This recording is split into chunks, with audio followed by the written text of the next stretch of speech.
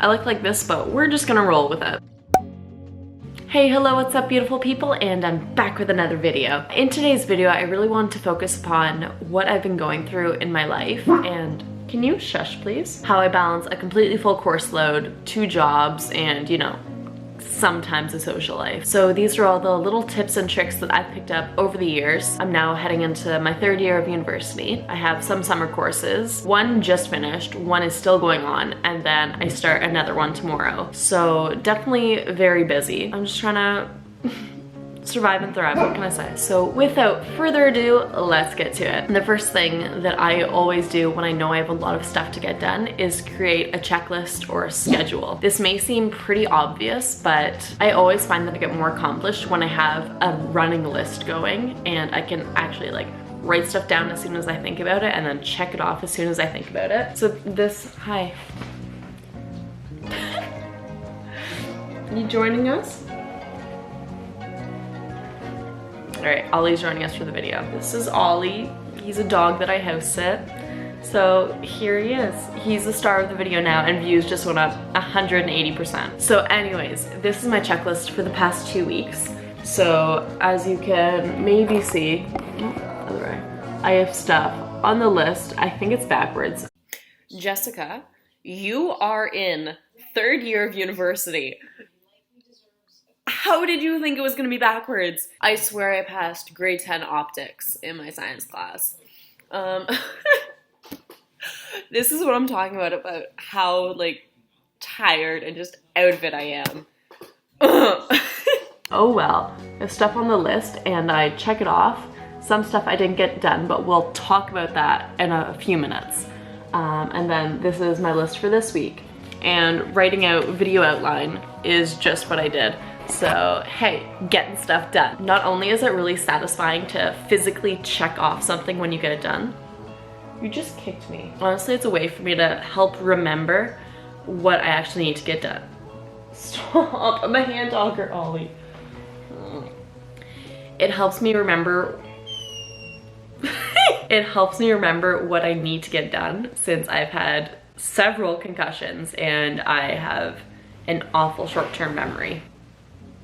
I write things down as soon as I think about it and then I know that later on I can just see it and then know that I need to do it because otherwise if I think, oh, I need to write out this week's video, it will be gone in like 5 minutes and I'll forget to do it until a few weeks later. That's the trend on my channel right now. The next thing that I like to do is prioritize. I always look at it like, what do I need to get done versus what do I want to get done? So if I can be ahead of schedule for the next few days and I can fit it into my schedule for today, then I will work it in somehow. But if, as I showed you in my schedule, like I had stuff that I just didn't get done, I moved these things over to this week. That's a bad example because I haven't gotten any of those done yet, but they're easy enough to do. I'll get to it eventually. Procrastination at its finest. So if your daily to-do list is way too long and you're pushing, well, if this was a daily to-do list, that's way too long, honey. Look at it like, what can I move to a later date versus what needs to get done today? Like, it is non-negotiable. My rent needs to be paid today at the last minute. I can't wait until tomorrow to do that. Get everything which will take a long time out of the way first. So that's why the easy things on that checklist I haven't done yet. They're just looking at decorations and florals for my mom's wedding, which I need to get done, but that can wait until probably tomorrow because I'll figure it out. It'll get done within the next few days. Mom, if you're watching this, A, I hope you're not. B, it'll get done, I promise. The next thing that I like to do is get out of the house.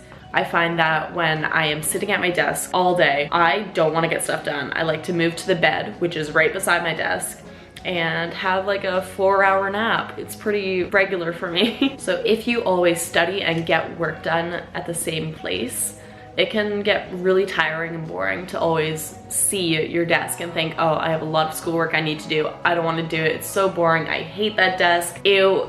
So what I like to do, and what I'm fortunate enough to be able to do, is I like to get out of my room and even go into the common area of my building or go to a coffee shop. I went to a coffee shop the other day called Balzac's in Toronto. It's a chain. There's one back home in Stratford, but I went to the one right on campus the other day was there for like 2 hours, got a lot of work done, and then I came back to my place, worked in the common area, got even more stuff done.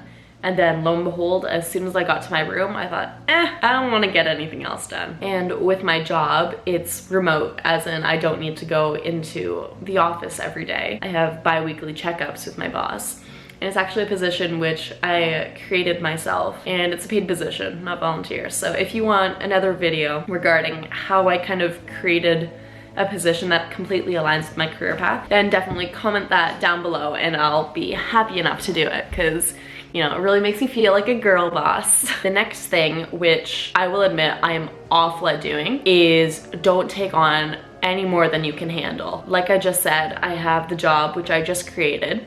I'm also a dog walker slash sitter on a full-time, but I make my own schedule basis. And going along with jobs, not too long ago, I was applying to numerous jobs. I had 5 interviews in 1 week, and in my mind I thought, oh, you know, I can manage dog walking, 7 courses, and you know, 3 jobs. So I was considering doing that. There was no need, you know, extra cash in the bank never hurt anyone.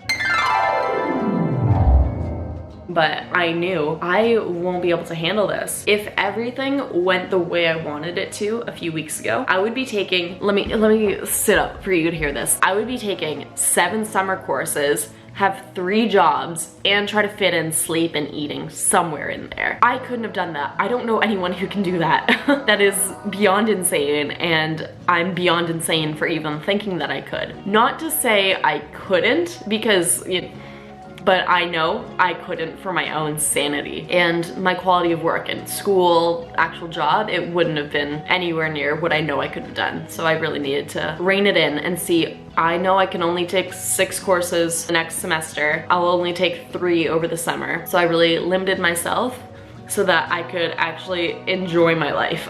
And if you find that you're taking on way more than you can handle, the next tip is to ask for help. I know my best friend Michelle, A, she's watching this video, so hey Michelle. B, if I asked her to, she would drop, well, not maybe everything, but she's not in Toronto right now, so she definitely wouldn't come to Toronto to pick up groceries for me. But if I just had such a full day and I had nothing in the fridge, I know that she would, you know, go out and get groceries. I'd obviously pay her back. She would help me out like that. My mom's amazing. My mom does everything for me, which is kind of bad, but she's my best friend. I miss her. I call her like 5 times a day saying that I miss her. My mom, she can always like talk me off a ledge. I get in these spirals where I'm like, I have so much stuff I need to do. I don't know how I'm gonna fit everything in. My mom really talks me down. She's my best friend.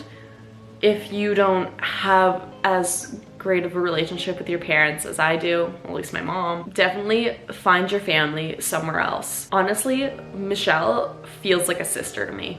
She is my absolute best friend, and she's closer to me than actually a lot of my family. So find your family through your friends, through your peers, through your classmates. Find someone who has something in common. Build a friendship upon that, and that way you know that someone will have your back if the worst comes to worst and you have just piled so much stuff upon yourself that you can't get out without tossing away some stuff. That was a ramble. Does that make sense? I am rambling. I am very tired. So it is 10 p.m.